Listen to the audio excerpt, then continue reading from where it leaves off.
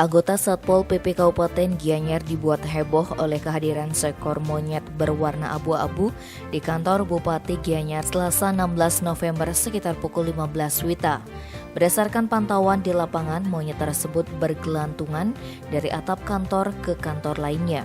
Pertama kali monyet tersebut terlihat berada di atap kantor Dinas Perizinan Gianyar. Anggota Satpol PP Gianyar pun berusaha menangkap monyet tersebut. Namun, upaya tersebut tidaklah mudah mengingat monyet tersebut sangat lincah dan beringas saat didekati. Salah satu anggota Satpol PP Gianyar, Wayanasta, mengatakan monyet tersebut naik ke pohon besar di areal kantor Bupati. Kemudian masuk ke areal SMP Negeri 1 Gianyar yang posisinya berada di sebelah barat kantor Bupati Gianyar.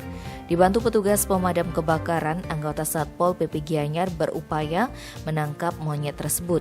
Nasta mengaku tidak tahu persis dari mana monyet itu muncul karena muncul secara tiba-tiba dan diduga merupakan monyet liar. Namun sejumlah warga mengatakan sebelumnya monyet tersebut muncul di RSUD Sanjiwani. Syukurnya monyet tersebut tidak sampai merusak atau melukai masyarakat sekitar. Sementara itu, Kepala Satpol PP Gianyar Imade Wate mengaku pihaknya menerjunkan sejumlah petugas untuk mengamankan areal kantor Bupati dari monyet tersebut. Selain itu, pihaknya juga berkoordinasi dengan Dinas Pertanian dan lembaga terkait untuk mengamankan monyet tersebut.